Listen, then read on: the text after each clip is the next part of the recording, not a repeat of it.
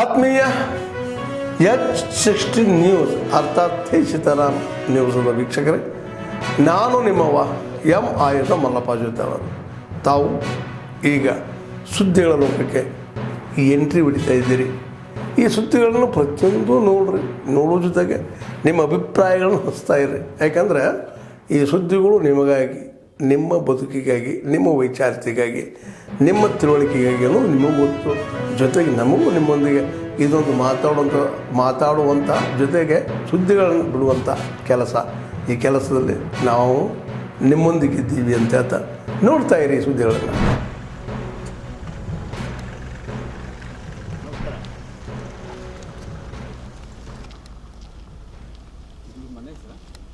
ಇವ್ರ ಮನೆದು CCTV ಮೇಲೆ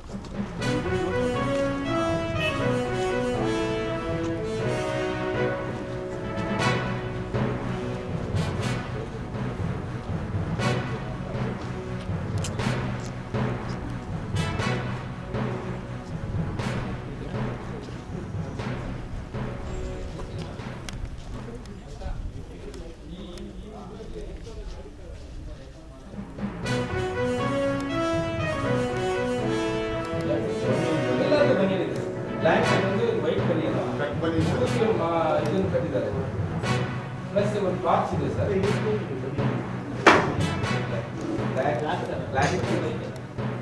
ಬ್ಲ್ಯಾಕ್ ಬನಿಯನ್ ವೈಟ್ ಸರ್.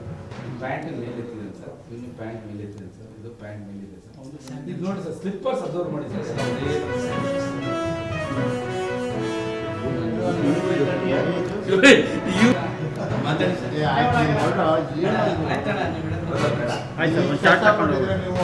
ಗೊತ್ತೇ ಇಲ್ಲ ನನಗೆ, ಏನೋ ಮಾತಾಡಿರ್ತೀವಿ.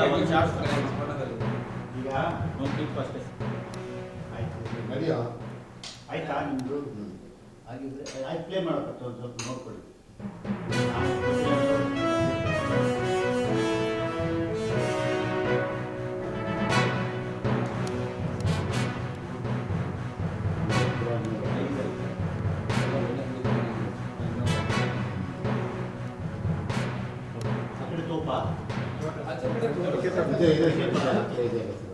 Sir thank you sir.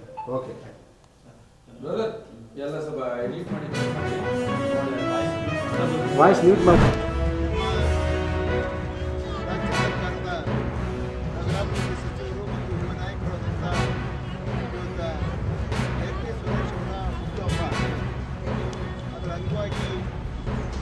ನಮ್ಮ ಚಿತ್ರರೆಲ್ಲ ಸೇರಿ ಇವತ್ತು ಒಂದು ಮಧ್ಯಾಹ್ನದ ಉಪಹಾರದ ವ್ಯವಸ್ಥೆಯನ್ನು ಮಾಡಿದ್ದಾರೆ.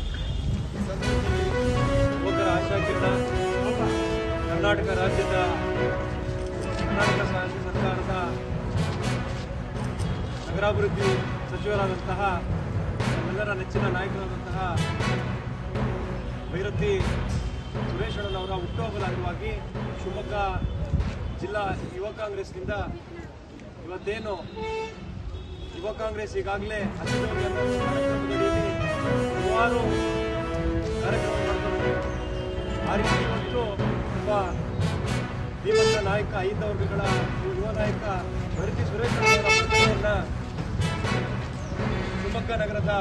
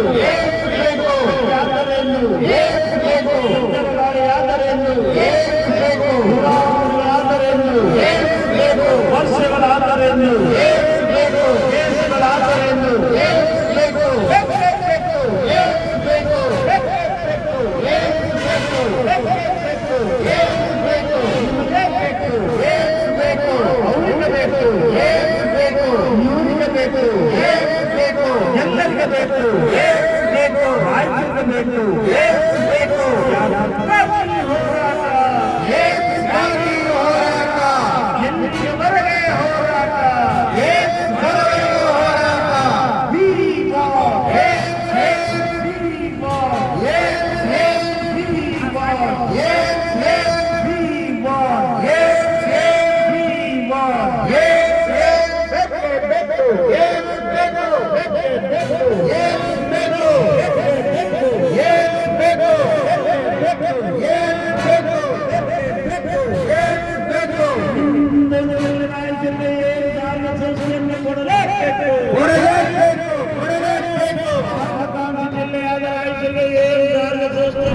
ರೈತರು ಸರ್ಕಾರದ ವಿರುದ್ಧ ಅಂದರೆ ಸರ್ಕಾರದ ಭೂಸ್ವಾಧೀನ ನೀತಿಯ ವಿರುದ್ಧ ಚಳುವಳಿ ಘೋಷಣೆ ಮಾಡಿದ್ದಾರೆ, ಬಂದ್ಗೆ ಕರೆ ಕೊಟ್ಟಿದ್ದಾರೆ. ಅದಕ್ಕೆ ನಾವು ರಾಮನಗರ ಬೆಂಗಳೂರು ದಕ್ಷಿಣ ಜಿಲ್ಲೆಯ ರೈತ ಸಂಘ ಆಗ್ಬೋದು ಮತ್ತು ಜನತಾ ಪಾರ್ಟಿಯ ಏನು ನಾವು ಜನಾಂದೋಲನ ಸಮಿತಿ ಅಂತ ಮಾಡ್ಕೊಂಡಿದ್ದೀವಿ, ರಾಷ್ಟ್ರೀಯ ಜನತಾ ಪಾರ್ಟಿಯ ರಾಷ್ಟ್ರೀಯ ಮಹಿಳಾ ಅಧ್ಯಕ್ಷರು ಬಂದಿದ್ದಾರೆ, ವಾಣಿ ಮೇಡಮ್ ಅವರು, ನಾಗೇಶ್ ಅವರು ಬಂದಿದ್ದಾರೆ ಮತ್ತು ಮಾದೇಗೌಡರು ಬಂದಿದ್ದಾರೆ. ಈ ಪಕ್ಷದ ವತಿಯಿಂದಲೂ ಕೂಡ ಸಂಪೂರ್ಣವಾದಂಥ ಬೆಂಬಲ ಕೊಡ್ತಾ ಇದ್ದೀವಿ.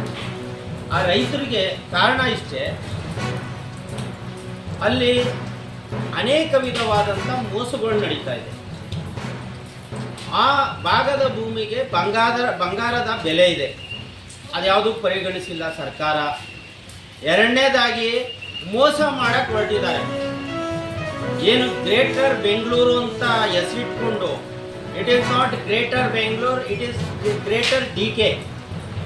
ಅವರ ಹೆಸರಲ್ಲಿ ಏನು ಆ ಗ್ರೇಟರ್ ಬೆಂಗಳೂರು ಹೆಸರಲ್ಲಿ ನಡೀತಾ ಇದೆ, ಸಂಪೂರ್ಣವಾಗಿ ದಂಧೆ ಇದು.